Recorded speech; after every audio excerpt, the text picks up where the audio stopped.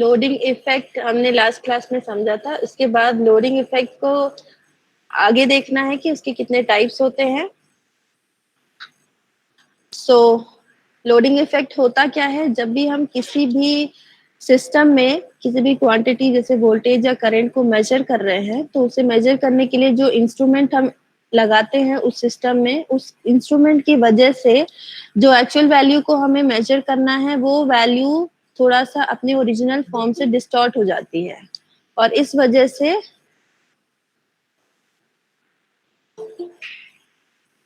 सार्थक Soni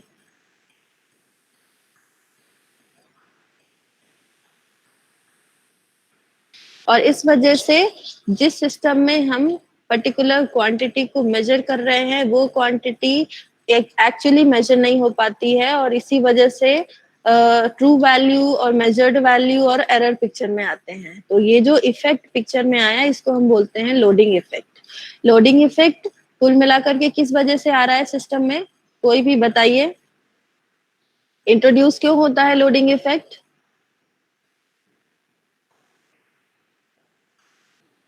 anyone? Loading effect किस वजह से प्रेजेंट होता है, जो आपने लास्ट क्लास में भी देखा था, लास्ट क्लास में भी मैंने एक्सप्लेन किया था।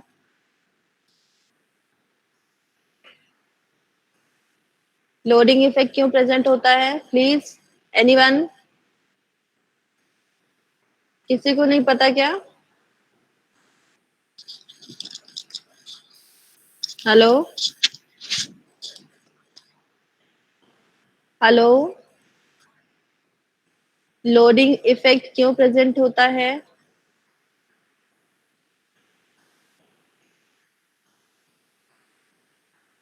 कोई प्रेजेंट नहीं है क्या अभी क्लास में, या 25 स्टूडेंट्स दिखा रहे हैं ऑनलाइन? यस। क्यों प्रेजेंट हो रहा है मैं पूछ रही हूँ।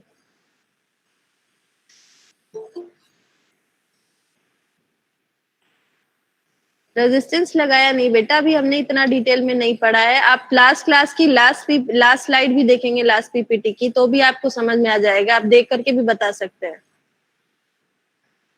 मैं सभी 26 स्टूडेंट्स को बोल रही हूँ, मजाक नहीं चल रहा है, आप लोगों की क्लास चल रही है, सो प्लीज थोड़ा तो पहले का देख लिया करिए।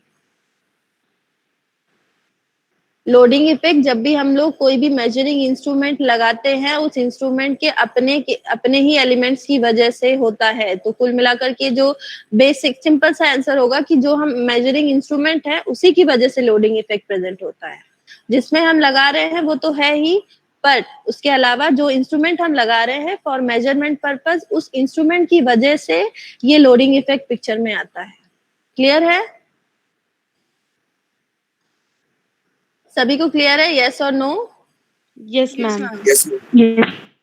Yes ma'am. अगर कोई चीज नहीं समझ में आ रही तो प्लीज पूछ लीजिए, अदरवाइज आपका टेस्ट ईएमआई का भी होगा और उसमें आपके मार्क्स सही नहीं आएंगे तो आप ही लोग रिस्पॉन्सिबल होंगे। और loading effect exam point of view से और ईएमआई में वैसे भी बहुत ही ज्यादा इंपॉर्टेंट टॉपिक है।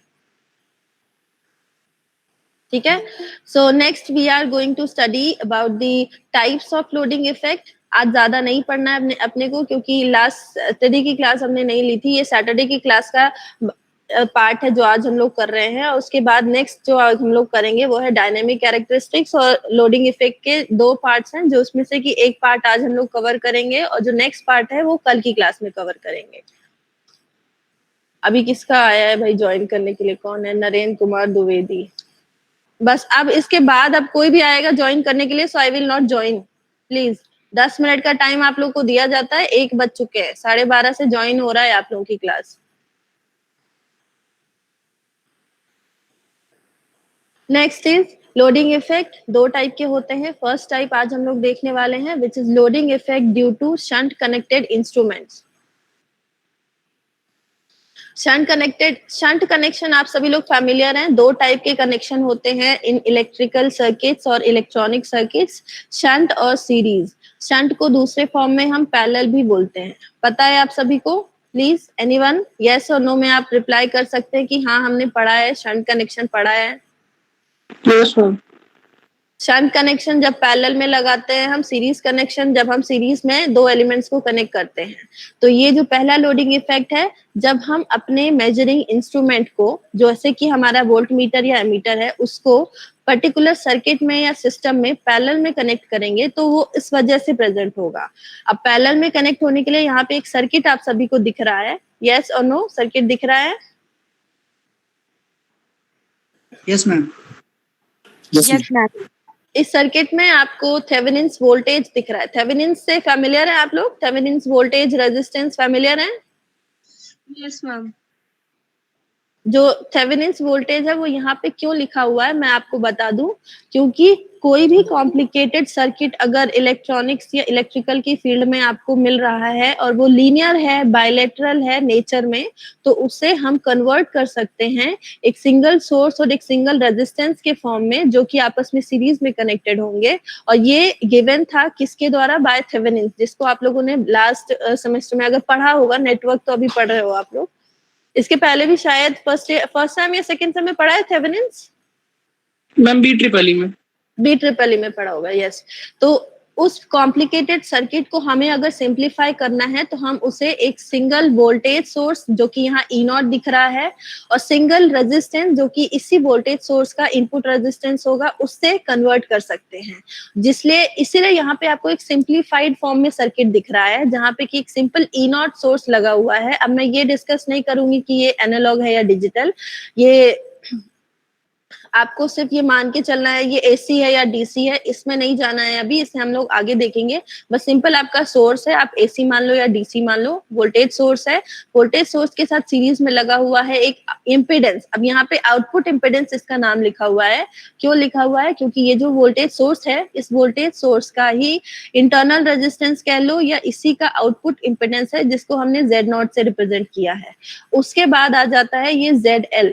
ZL जो टर्म दिख रही है आपको, ये ZL हमारे सर्किट में पहले से प्रेजेंट नहीं थी। ये A और B टर्मिनल के अक्रॉस जब हम अपना मेजरिंग इंस्ट्रूमेंट लगाते हैं, तो वो जो मेजरिंग इंस्ट्रूमेंट है उसका जो भी इम्पिडेंस होगा, वो इम्पिडेंस यहाँ पे ZL के फॉर्म में डिनोट किया गया है। वो इसलिए डिनोट किया गया है क्योंकि इस पर्टिकुलर ये जो इधर का सेक्शन है सर्किट, इसके लिए ये वाला जो पार्ट है ये एक लोड की तरह काम करेगा। लोड की तरह क्यों काम करेगा? क्योंकि यहाँ से करंट फ्लो होगी तो कहाँ जाएगी? इस ब्रांच में जाएगी। इस ब्रांच में जाएगी तो ये ब्रांच अगर करंट फ्लो होगी तो पावर को कंज्यूम करेगा, क्योंकि इसके अक्रॉस भी कुछ वोल्टेज ड्रॉप, जो कि यहाँ ई नॉट दिख रहा है आपको, वो होगा। इसीलिए यहाँ पे इसको लोड इम्पिडेंस बोला गया है, ZL। क्लियर है आप लोगों को? Yes, ma'am. आप लोगों को क्लियर है? अभी जो भी मैंने एक्सप्लेन किया है, ये सिंपल इस सर्किट का एक्सप्लेनेशन है कि हमने यही सर्किट क्यों लिया है। ये सिंप्लीफाइड फॉर्म का सर्किट है, आपको इससे ज्यादा सिंपल सर्किट इलेक्ट्रिकल और इलेक्ट्रॉनिक्स में कहीं नहीं मिलेगा, जहाँ सिंपल एक सोर्स लगा हुआ है, उसके सीरीज में एक आउटपुट इम्पिडेंस है और एक लोड इम्पिडेंस है।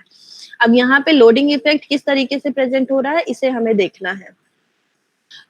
आप लोगों के लिए एक क्वेश्चन है कि अगर सपोज हम यहाँ पे ZL को नहीं लगाते हैं, ये जो ZL दिख रहा है इसको हम नहीं लगाते हैं, ठीक है? तो ZL अगर नहीं लगेगा तो A और B के अक्रॉस कितना वोल्टेज, मतलब ये टर्मिनल ओपन है, तो A और B के अक्रॉस कितना वोल्टेज प्रेजेंट होगा, बताइए मुझे। एनीवन? A और B के क्रॉस कितना वोल्टेज प्रेजेंट होगा? थेवेनिन्स वोल्टेज के इक्वल। थेवेनिन्स वोल्टेज कौन है, क्या नाम है बताइए? मैम प्रबल सिंह। प्रबल सिंह। मतलब कि अगर A और B टर्मिनल आपका ओपन है, तो यहाँ पे अगर ये ZL कनेक्टेड नहीं है, दैट मीन्स A और B टर्मिनल ओपन है, तो यहाँ पे जो ये वोल्टेज प्रेजेंट है वही वोल्टेज यहाँ पे अपीयर होगा, विच इज E नॉट, जिसको कि हम बोलते हैं open circuit voltage, Thevenin's voltage, जो बोलो आप, 2-3 नाम है इसके, which is fix. Her question में या तो आपको ओपन सर्किट वोल्टेज के नाम से मिलेगा या थेवेनिन्स वोल्टेज के नाम से मिलेगा, तो आप लोगों को कंफ्यूज नहीं होना है इससे। यहाँ पे लिखा भी हुआ है, आगे नेक्स्ट स्लाइड में आपको मिल जाएगा। नेक्स्ट स्लाइड में भी सेम है, बस थोड़ा सा डिफरेंस है दोनों में। अब ये आप लोगों को बताना है कि क्या डिफरेंस है। जैसे कि यहाँ पे लिखा हुआ है एक सर्किट है, ये सर्किट कैसा है, इसका नेचर है लीनियर। लीनियर सर्किट का मतलब ये होता है कि इसमें करंट बाय डायरेक्शनल होगी, करंट किसी भी डायरेक्शन में फ्लो करे, वोल्टेज में कोई भी डिफरेंस नहीं आने वाला है। लीनियर है, then bilateral impedances and generators with output terminals. ये सर्किट है, ये आपका जनरेटर है, ये इम्पीडेंसेस है and output terminal A B, ये तीन चीजें यहाँ इस सर्किट में लगी हुई है। ऐसा एक सर्किट हमने लिया है। अब इस सर्किट को लेने के बाद नेक्स्ट केस में थोड़ा सा डिफरेंस आ गया है। ये जो वोल्टेज पहले आपको ई नॉट दिख रहा था, अब यही वोल्टेज क्या हो गया है, क्या हो गया वोल्टेज बताइए। पहले वोल्टेज ई नॉट था, अब ये वोल्टेज ई एल से रिप्लेस हो गया है। अब ऐसा क्यों हुआ है, this is because of loading effect, जिससे कि अभी हमें देखना है। सो नेक्स्ट इज यहाँ पे Thevenin's equivalent voltage E not is open circuit, output impedance नहीं है, यहाँ पे इसको एडिट करना होगा, आउटपुट वोल्टेज है, एडिट।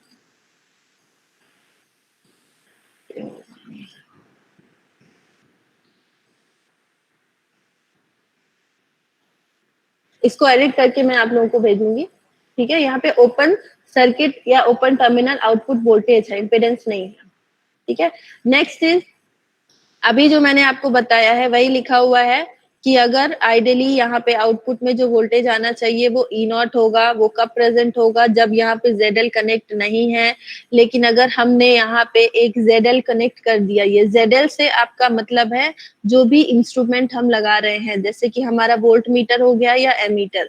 यहाँ इस पर्टिकुलर सर्किट में हम A और B के अक्रॉस क्या कर रहे हैं, वोल्टेज को मेजर कर रहे हैं। तो बहुत ही बेसिक कॉन्सेप्ट है एक, कि वोल्टेज को हमेशा पैरेलल में मेजर किया जाता है, दो पर्टिकुलर टर्मिनल के अक्रॉस ही वोल्टेज मेजर किया जाता है, और करंट को हमेशा सीरीज में मेजर किया जाता है। तो यहाँ पे हम क्योंकि वोल्टेज मेजर कर रहे हैं तो A और B के अक्रॉस हमारा वोल्ट मीटर लगेगा, और क्योंकि A और B के अक्रॉस वोल्ट मीटर लगा है, दैट मीन्स ये प्रेजेंट हो रहा है पैरेलल में, और इसीलिए शंट कनेक्शन है ये। अब उस पर्टिकुलर वोल्ट मीटर को हमने उसके किससे रिप्रेजेंट कर दिया है, internal resistance which is ZL से डिनोट किया गया है, ZL से डिनोट कर दिया है। तो क्या है कि आइडियली जब लोड कनेक्ट होता है A और B के अक्रॉस, तो जो हमारा वोल्टेज ई नॉट पहले था वही बाद में भी होना चाहिए, बट ऐसा होता नहीं है।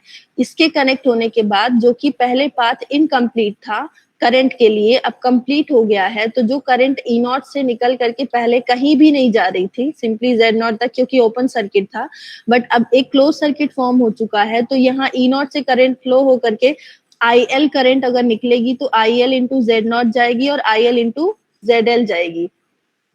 तो ये जो इसके अक्रॉस वोल्टेज ड्रॉप है और इसके अक्रॉस वोल्टेज ड्रॉप है, इस वोल्टेज ड्रॉप की वजह से जो ओरिजिनल वैल्यू ई नॉट की थी, जो यहाँ पे आनी चाहिए थी, वो उतनी नहीं आएगी, क्योंकि इसके अक्रॉस कुछ वोल्टेज का ड्रॉप हो जाएगा।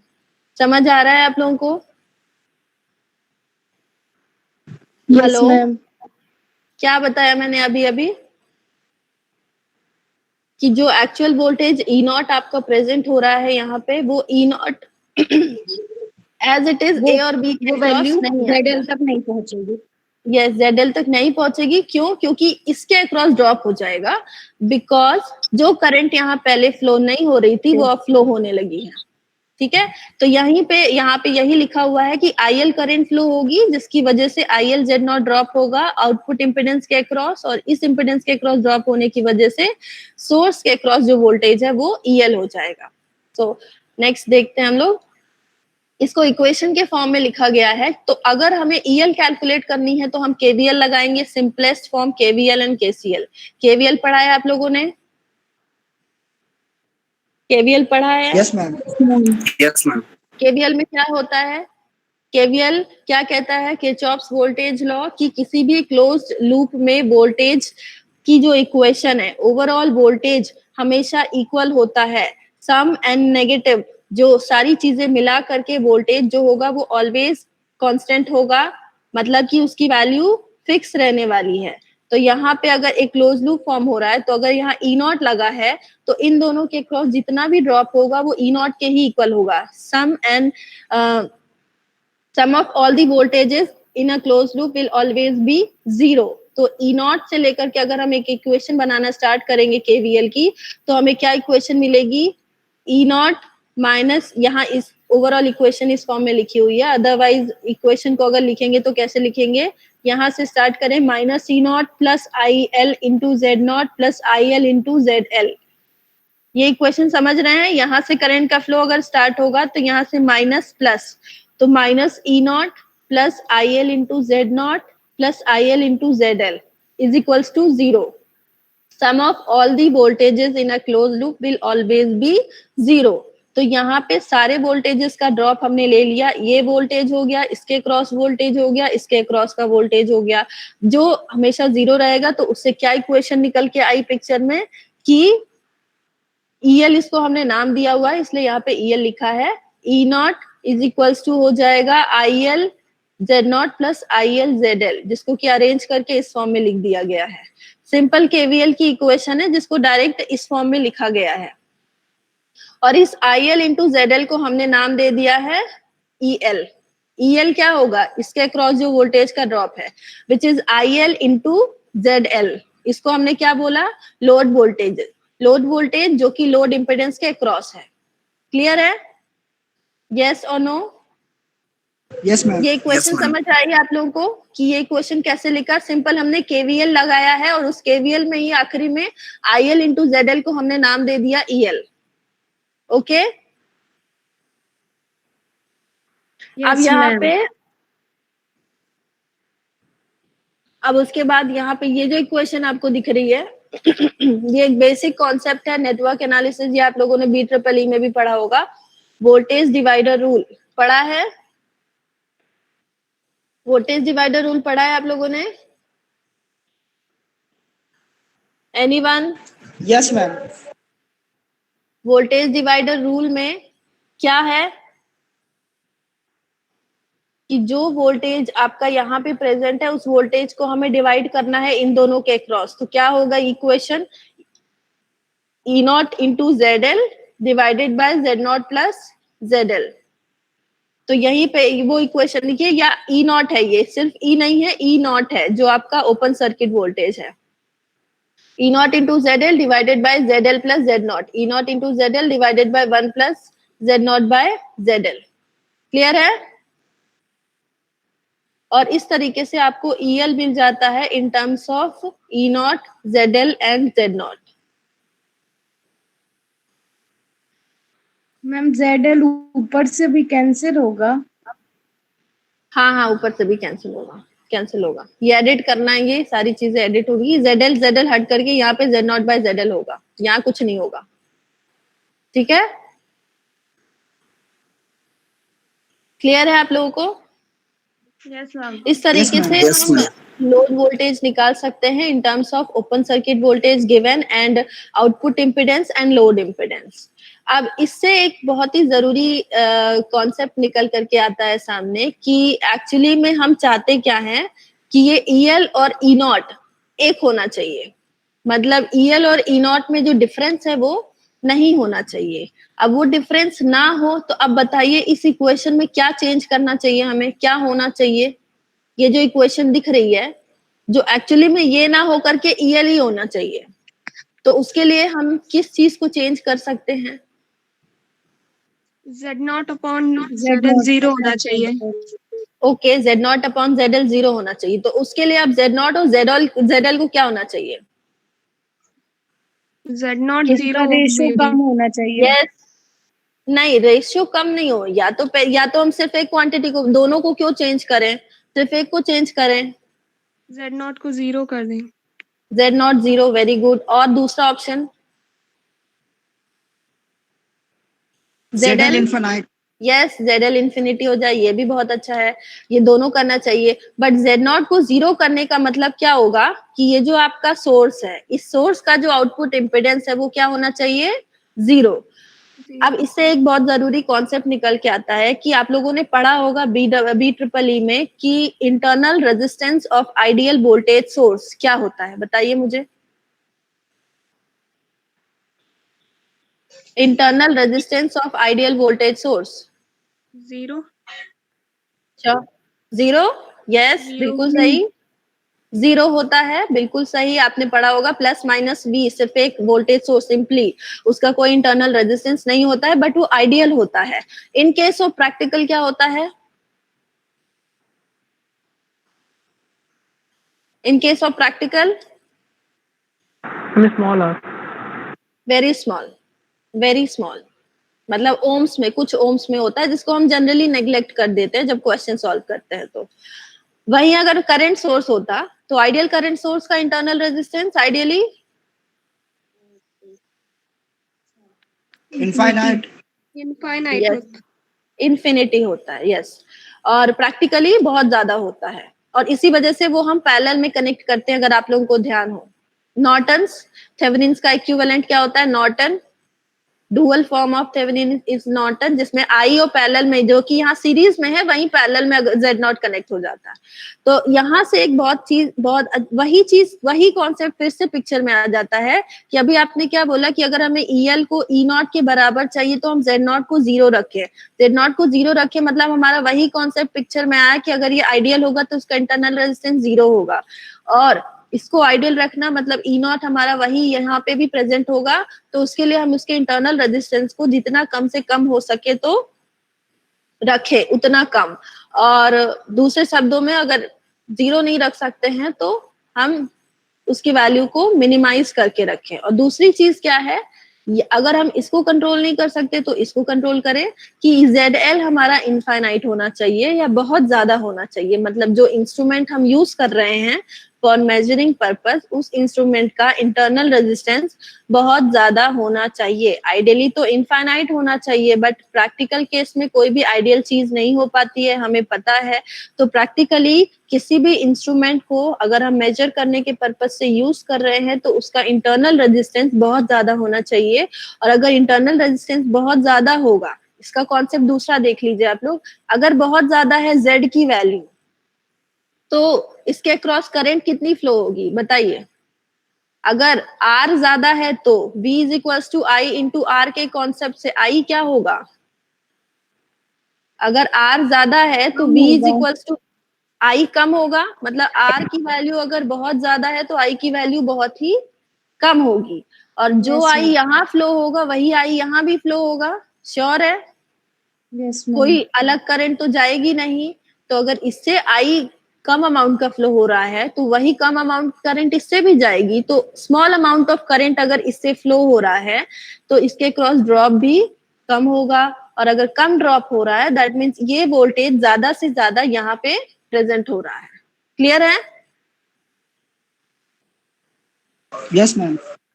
ठीक है, ये है आपका लोडिंग इफेक्ट, और इस तरीके से हम इसको मिनिमाइज कर सकते हैं। मतलब दो तरीके हैं, या तो हम आउटपुट इम्पीडेंस जो हमारे जिस सिस्टम का हम मेजर कर रहे हैं उसको हम कम से कम रखें, या तो फिर जिस इंस्ट्रूमेंट को हम यूज कर रहे हैं उसका इंटरनल रेजिस्टेंस, जिसको कि हमने ZL कोई फिक्स नियम नहीं है, इसलिए प्लीज इसको रट के मत चलिएगा कि ZL ही लिखेंगे इसको। This is the internal resistance of your instrument. अब इसको आप ZL बोलो या RM बोलो या कुछ भी बोलो, this is internal resistance of the measuring instrument, जिसकी वैल्यू बहुत ज्यादा होनी चाहिए प्रैक्टिकली। क्लियर है?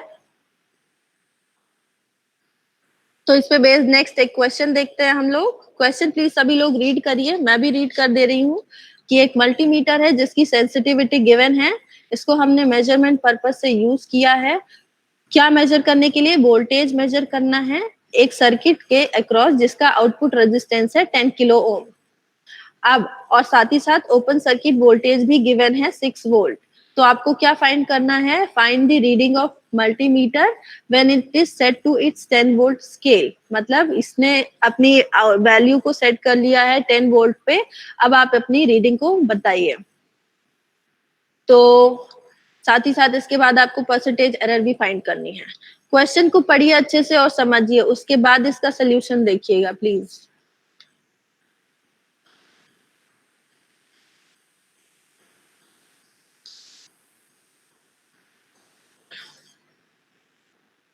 क्वेश्चन पढ़ा आप लोगों ने?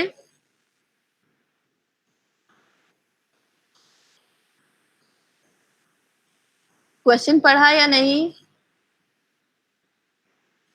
Yes, ma'am. क्या समझ आया क्वेश्चन में? सबसे पहला चीज तो यहाँ पे सेंसिटिविटी का एक यूज गिवन है जो कि आप लोगों के लिए बहुत सही है, क्योंकि आप लोगों के हिसाब से अभी सेंसिटिविटी का कहीं यूज आया नहीं है।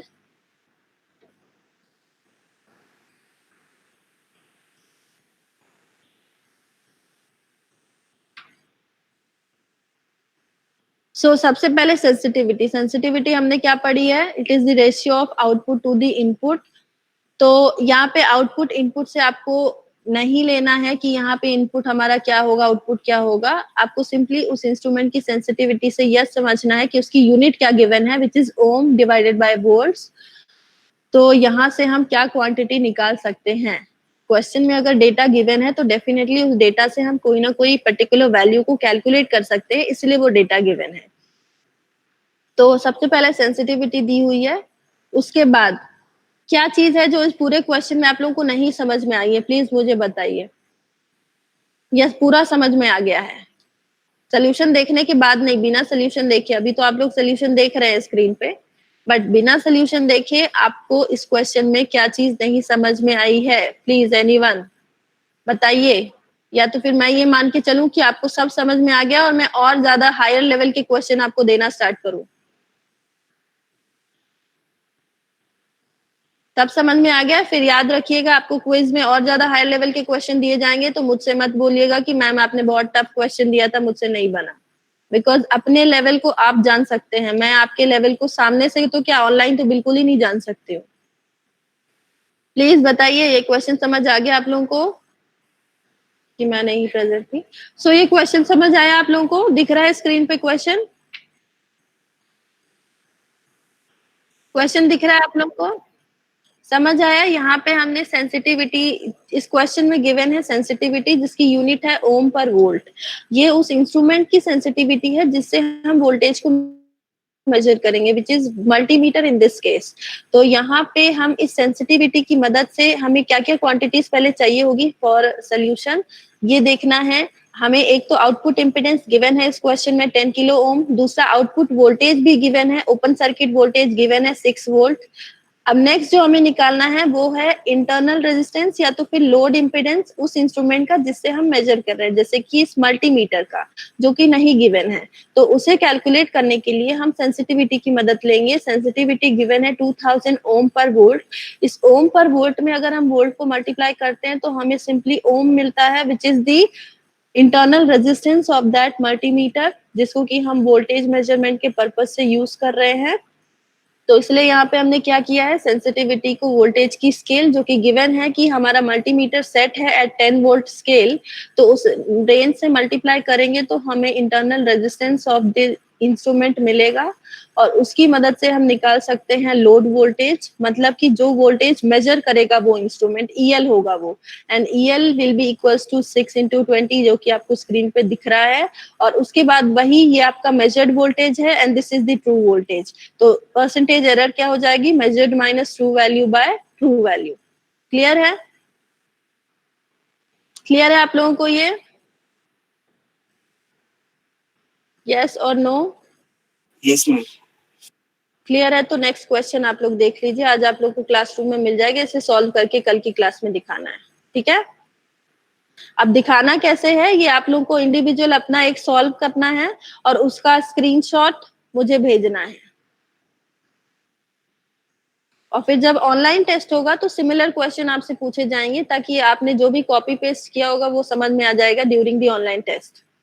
तो आप अपने लेवल के लिए, मतलब अपने मार्क्स के लिए, अपनी परफॉर्मेंस के लिए आप खुद से सॉल्व करें। नहीं बन रहा है तो प्लीज मेरे से पूछे ग्रुप में, वो आपका एक ऑनलाइन क्लासरूम बना हुआ है जिसमें आप बिना किसी टाइम को देखे हुए, बस ये टाइमिंग देखना है कि थोड़ा दिन का टाइम रहे, ये नहीं कि आधी रात को ही आप क्वेश्चन पूछो। आप दिन के टाइम में, प्रॉपर टाइम में कभी भी पूछ सकते हैं कि मैम ये क्वेश्चन नहीं समझ आ रहा है, कैसे करना है, मैंने यहाँ तक सॉल्व किया है, पूछ सकते हैं अगर नहीं बन रहा है। ठीक है? तो ये पीपीटीज आपको आज क्लासरूम में अपलोड हो जाएगी, तो आपको कल की क्लास के लिए तैयारी करके रखनी है। क्लियर है? कल आपकी लैब की क्लास है लेकिन हो सकता है लगेगी और मैं उस आपको आधे घंटे पहले इन्फॉर्म कर दूंगी। Okay? Is it clear to everyone? Yes?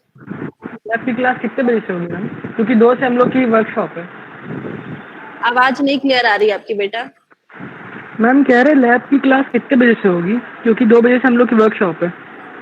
क्योंकि क्या है? क्योंकि 2 बजे से वर्कशॉप है C++ की। कोई बात नहीं ना, आपकी उसके पहले हो जाएगी, आपकी कोई क्लास डिस्टर्ब नहीं होगी ना। Okay ma'am.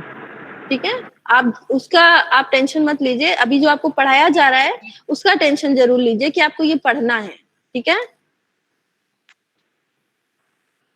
सो एवरीवन, आप आज की क्लास में हम इतना लैब ही की आज की क्लास यस, क्या लैब की क्लास बोलिए। हाँ बोलिए, क्या लैब की क्लास?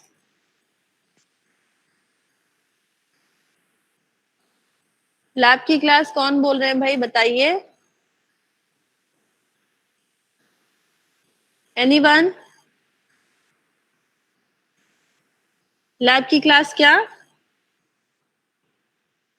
मैम टाइमिंग लैब की क्लास की टाइमिंग या कल की क्लास की टाइमिंग मैं आपको आधे घंटे पहले इन्फॉर्म करूंगी, ये पता करके कि आपकी कोई और क्लास तो नहीं चल रही है। मोस्ट प्रोबेबली 12:30 से स्टार्ट, उससे ज्यादा लेट नहीं होगा। ठीक है, या तो आपकी 10:30 से भी हो सकती है, otherwise 12:30 is the last limit, इसके बाद क्लास नहीं लगेगी। क्लियर है? Yes, ma'am. Okay ma'am. ठीक है, और प्लीज आप लोग अपनी अटेंडेंस थोड़ा ध्यान से सुना करिए जो भी मैं बोल रही हूँ, और अगर फास्ट हो रहा है तो भी बता दीजिए कि मैम थोड़ा फास्ट है। आप थोड़ा सा स्लो बोलिए ताकि समझ में आए, क्योंकि ऑनलाइन में नहीं समझ में आ रहा है, और जो पुरानी क्लासेस में पढ़ाया गया है उसको रिवाइज करते हुए चलिए। इस वीक में आपका टेस्ट होगा, इस वीक में किसी भी दिन आपका टेस्ट होगा, मे बी मैं आपको इन्फॉर्म ही ना करूँ, so it will be a surprise test. तो इसलिए आप लोग अपनी तैयारी करके रखिएगा। ठीक है, thank you so much for joining this class. आज की क्लास के लिए इतना ही, थैंक यू सो मच।